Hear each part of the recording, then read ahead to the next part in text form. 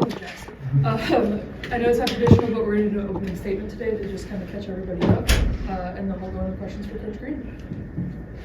Thanks everyone for being here, and I know we got a big game for the men, so and then obviously Coach B is after me, which is the real reason you guys are all here. But thank you for humoring me and asking me questions. So no, I'm really happy with where we're at. Obviously, just been through a lot with the injuries and everything, but could not be more proud of this group and the resiliency. And I think we're playing really good basketball right now. I think we're playing really together, sharing the ball really well.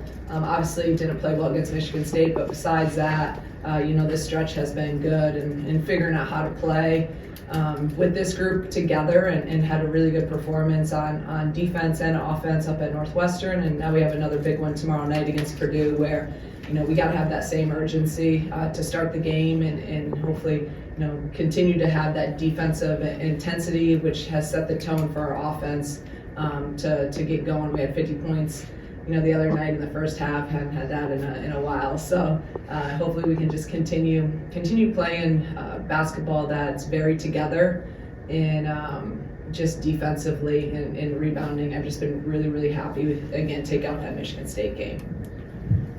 Shauna, despite the obvious negative of Kyra and Gretchen out for the year, has this stretch, since that's become a final thing, brought a clarity of roles and an ability to go forward in that way? I think so. It was a tough stretch for all of us to kind of wrap your head around, and especially for me as the leader. Okay, we're not going to have them, right? So you kind of have to get through that, and then I think after that Minnesota game, I think everyone just is like, okay, they're not playing, so you still continue to play, and everyone just has really just embraced their role and stepped up in their role and taken on more. And sometimes, no one likes to only play 6 or 7, but sometimes when you can just go out there and play, and I mean, you can make mistakes. I can't really bench you. Let's just be honest. You can kind of play with a little bit more freedom, and I just it's been really enjoyable to coach the last how many games, just because I just am so grateful for how much they're pouring in to one another and into their belief and their resiliency. When something adversity has happened, we've really just stepped up and I'm really, really proud of them. So we got a long ways to go. We got a lot of hard games left, but we just take it one day at a time and try to be the best versions of ourselves in that day. And for the last couple of weeks, we've done that pretty well, besides maybe one game. So I feel like at various points in the last year, we've asked about starts the other way and being kind of slow. So what's unlocked for you guys to come out and maybe get some of those early punches? It's funny, Joe, because I was looking and we've had our best starts the last couple of weeks on the road. We came out on fire at Indiana. We came out on fire at Northwestern. Even Iowa, we got down early. So I don't know what that is. That's an interesting kind of, trend that we've had. Michigan State obviously just wasn't our day, and just they're good, and we couldn't match up with what they were doing. But I think we've put such an emphasis on our starts and our first quarters dating back to last year when we struggled with that. We know that I talk to them all the time about coming out in the first battle, which is first 5 minutes, and really us being the first ones to punch. And to really be in attack mode and set the tone with the urgency and the intensity defensively. And I think we've just kind of, we've bought into that. And we've done a much, much better job. Our first quarters have been good. Our first battles have been good. And then the last probably 3 weeks or so, we've gone back to our fourth quarters where in practice, every day we have a scrimmage with the fourth quarter. And I give them a different scenario, in that last 4-minute battle, if we're up, if we're down, and then we play out that, and I think that's really helped us. That was after the Minnesota game where and that was on me. I did not do a good job in the fourth quarter. We didn't execute it well at all, and we should have had that game. So really being intentional in that fourth quarter setting. So really kind of working on the first and that last battle, the last probably month or so. Shauna, obviously Barry and Jazz you brought in because they're talented, but what have you learned about them in the last month or so since they've had to step up? Yeah, I think that's the two that you really have, reaped the benefits of some injuries, because again, if you have a couple more players, and I just know me and probably a lot of other coaches in the country, when you have someone that's a freshman or someone that's younger and, they haven't had that sweat equity of you kind of know what they're doing and that trust where if they do make a mistake, maybe you pull them a little bit quicker, where now they've just really been able to play through a lot of things. And to be honest, they haven't really made a lot of mistakes where I'd even want to pull them, but they've really just stepped up. They're confident. They're playing both at a really, high level in their own way to help this team. You can see them daily getting more confident in practice, and then you can see them every game getting more confident. Barry obviously has had a couple of really big games. She had that sequence at Indiana, that 5-point stretch in the fourth, that she just didn't look like a freshman. The confidence she had to take those shots and to make those shots was really, really impressive. So they've been huge for us, and we're going to continue to need them to continue to step up their game as we go through this last stretch of Big Ten play. I know last year reference with McIver just maybe impacting the game by facilitating maybe when her shots aren't coming in, but for Jen too, maybe have you just seen that development from her and maybe that facilitating can unlock other parts of her game as well? I think you're spot on, and the more I just keep evaluating and rewatching our games that were, I just finally got, because I jumped right into Purdue after Northwestern, and I just finally this morning rewatched the Northwestern game and kind of broke that down. And she's just playing with such great patience, and she's seeing the floor really well. She's thinking facilitate, she's picking her spots of when we need her to score, when we need her to just run the team. And that's a new role for her, really. She's getting to the free throw line at a high rate, which she hasn't really done in the past. Usually we're running her off stuff for threes. She's just scored in a variety of ways while also really, again, running our team, getting us set, getting us into to offense. And I think we're being very intentional, even probably more so than last year with running offense. I don't think we're taking as many quick shots, which sometimes they're great when you make them, but then when we don't make them, a lot of times they're runouts for the other team. So Jen's growth and how she's really took on this role has, again, been super impressive and just really proud of her. Shauna Lombard, she's been shooting the ball really well during the league play. Wanted to get your thoughts just on Purdue in general. Yeah, they're another, I said this about Northwestern, I know, and we never take anyone, we understand this league, we understand everyone is good. I mean, Northwestern doesn't have a win, and they were up 16 points on ranked Minnesota with 6 minutes left in the game before us. They probably should have beat Indiana the previous game. Purdue's the same way. Purdue has a lot of really talented players with, Lombard being one of them.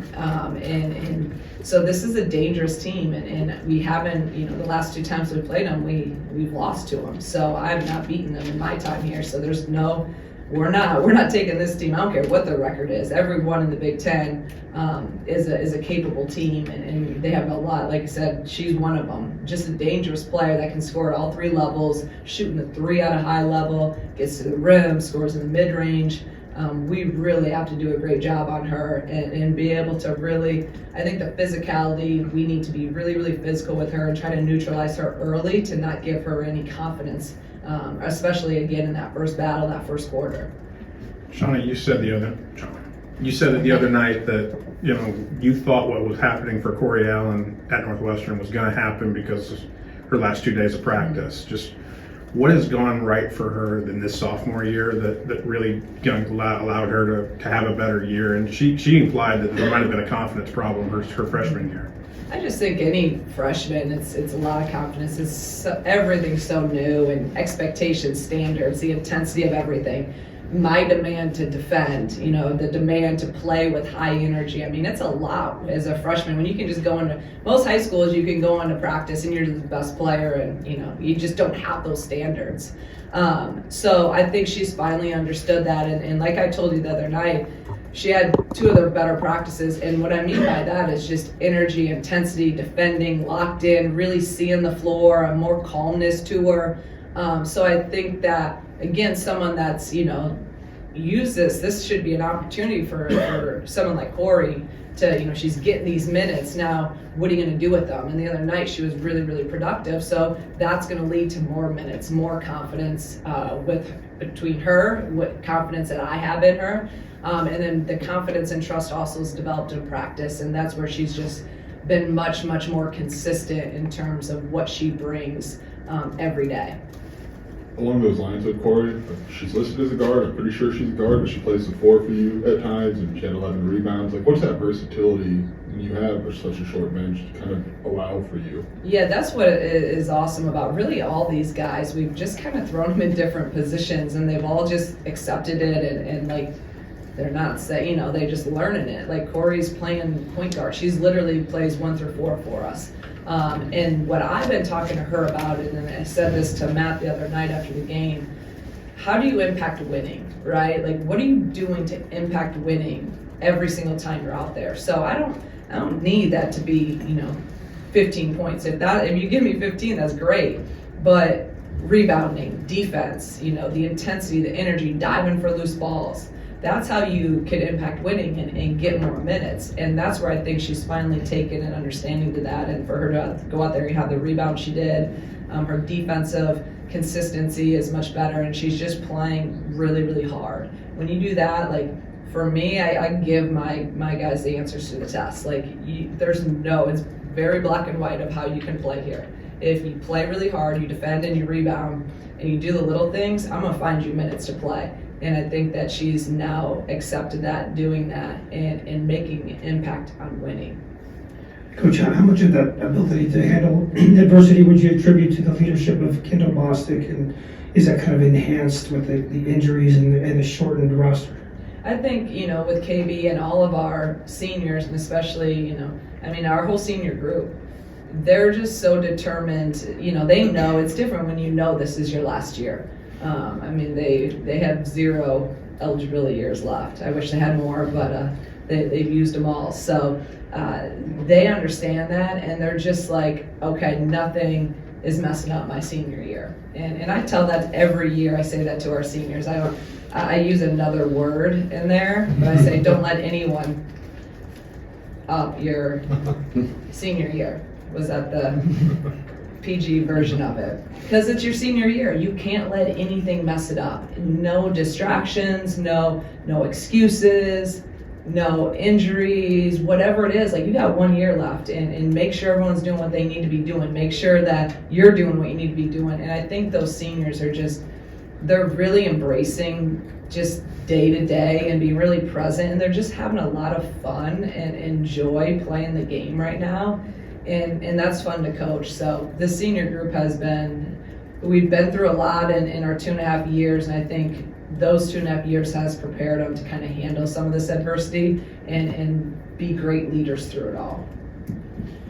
Shauna, not only do you lead the conference in free throw shooting, but you also top 5 in the conference in getting to the free throw line. Just how much of a key has that been, and an emphasis maybe for you as with the maturity of this group? No, it's been huge this year, and it's been something that we kind of thrive on and accept it as our identity. We've kind of found ways. Every year's been a bit different, right? Our first year we shot the 3 at a high level. Last year not as much. Now this year, we're not shooting as many or as high percentage, but how are we manufacturing points? We're defending at a high level, holding teams to not that many points, and then we're getting to the free throw line.